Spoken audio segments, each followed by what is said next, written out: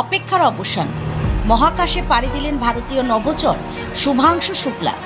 ভারতীয় সময় ঠিক 12:01 অন্তরিক্ষে পাড়ি দিল অ্যাক্সিওম 4। তাদের গন্তব্য আন্তর্জাতিক মহাকাশ স্টেশন।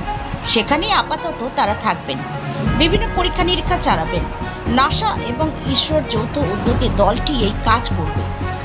শুভাংশু ভারতের নিজস্ব স্পেস মিশন গগনযানের ভিত্তিপ্রস্তর স্থাপন করবেন এই অভিযানের মাধ্যমে।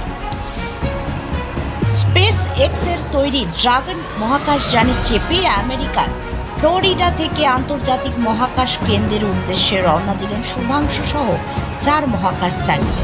প্রথমে ঠিক ছিল 25শে মে অভিযান শুরু হবে, কিন্তু তা পিছিয়ে 8ই জুন হয়। এরপর থেকে বারবার পিছিয়েছে যাত্রার তারিখ পেছানোর পর শেষবার যে দিন ধার্য হয়েছিল তা হলো 22শে জুন, তাও পিছিয়ে যায়। অবশেষে বুধবার এলো সেই মাহেন্দ্রক্ষণ।